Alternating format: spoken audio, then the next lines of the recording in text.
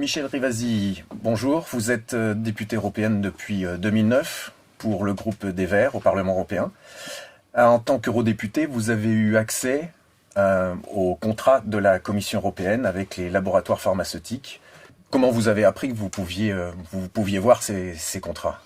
C'est d'abord un vrai combat pour obtenir le fait de voir un contrat qui vient en fait du laboratoire pharmaceutique CureVac.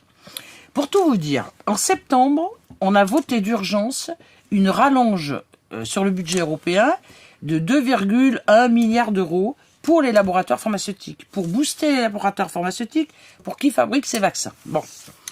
En novembre, on a commencé à dire « Ok, vous êtes en train de négocier avec les labos, mais on veut une transparence pour savoir combien vous donnez à chaque labo. C'est quoi le calendrier de la négociation ?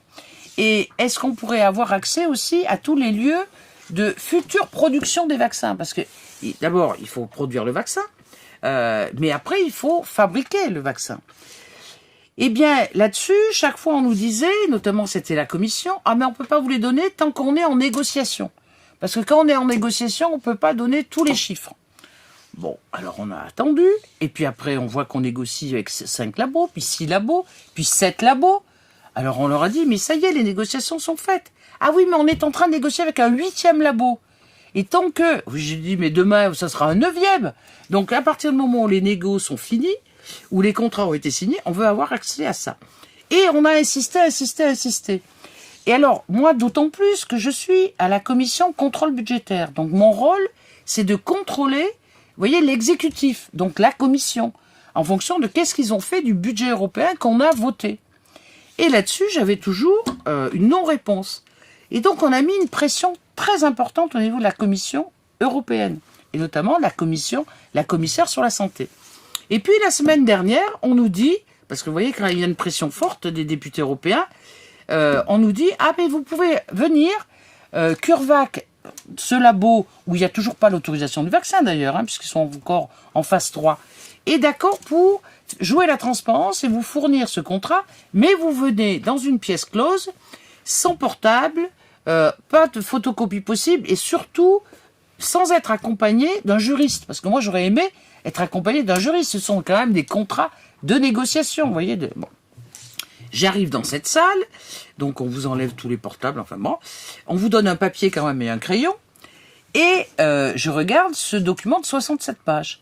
Alors de suite, j'essaie de voir, vous voyez, dans la liste qui est indiquée là, des différents chapitres, les vaccins. Combien est le prix des vaccins? Et puis là, c'est barré.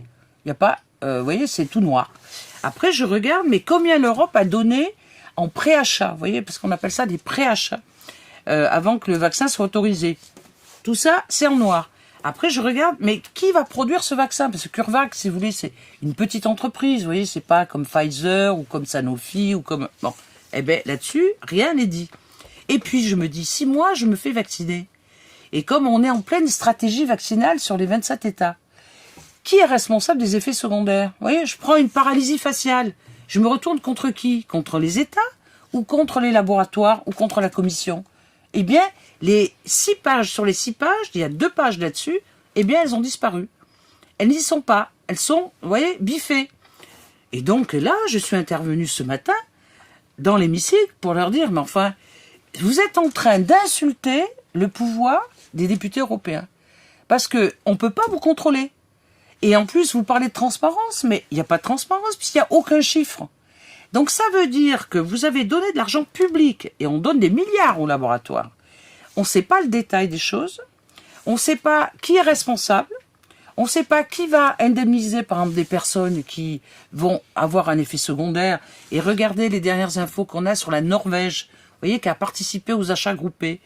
Eh bien, sur 35 000 à peu près vaccinations, ils ont 23 décès dus à la vaccination.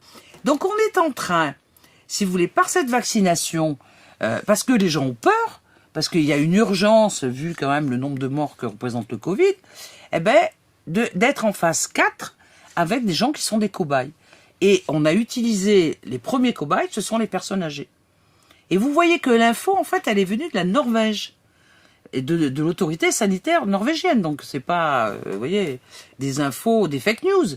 Eh bien, ils disent qu'il faut faire attention pour les personnes au-delà de 80 ans, regardez bien la balance bénéfice-risque. Parce que quand même, 23 sur 35 000, vous voyez, on est à 1 pour 1000. On n'est pas à 1 pour 100 000. Et donc, vous voyez que l'impact des effets secondaires. Donc, il était légitime que moi, je pose la question de dire, on ne me donne pas les éléments en tant que députée européenne pour contrôler la Commission, et en même temps, les citoyens européens ne savent pas qui est responsable des effets secondaires. Maintenant, après, sur la négociation avec les laboratoires pharmaceutiques, mais c'est l'opacité la plus totale. Et c'est là-dessus que je ne suis pas d'accord. Parce que, à partir du moment où c'est de l'argent public, où ce sont des milliards, où la présidente de la commission a fait même un grand barouf pour avoir des dons, voyez, de différents pays dans le monde, et là, c'est allé jusqu'à 10 milliards. Donc, on est en train de distribuer des milliards à des labos, mais sans condition. Est-ce que le Parlement a les pouvoirs de faire bouger la Commission sur la transparence? Mais écoutez, on va vite le savoir, puisque là, il y a eu beaucoup d'interpellations de la Commission.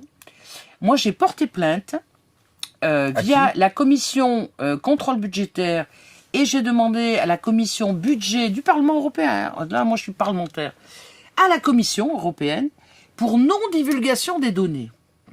Parce que, vous voyez, on a ce pouvoir institutionnel qui est de dire, moi j'ai, vous voyez, dans mes attributs de député européen, le fait de pouvoir contrôler le budget. Et si vous ne me donnez pas les éléments, je ne peux pas le faire. Donc je vous attaque, d'où je porte plainte, contre la Commission. Si la Commission ne répond pas, j'irai même jusqu'à la Cour de justice européenne. J'ai gagné, je vous signale, sur l'histoire du glyphosate. Quand l'agence sanitaire avait donné le feu vert sur le glyphosate en disant c'est pas cancérogène, etc., je leur dis très bien, mais donnez-moi les études qui vous ont permis de dire ça. On me répond secret d'affaires. Ce sont des études qui ont été financées par Monsanto et la clique. Je ne peux pas vous les donner. Si je vous les donne, ils m'attaqueront en justice. Très bien. J'ai attaqué à la Cour de justice européenne en disant comment, sur un produit qui est utilisé dans le monde entier, le glyphosate, on ne peut pas fournir, avoir accès aux études, voyez, pour donner ce feu vert ou ce feu rouge sur l'utilisation du glyphosate. Eh bien, la Cour de justice européenne m'a donné gain de cause. Et la Cour de justice a dit, dans le cas d'une sécurité sanitaire, eh bien, le secret d'affaires ne s'applique pas.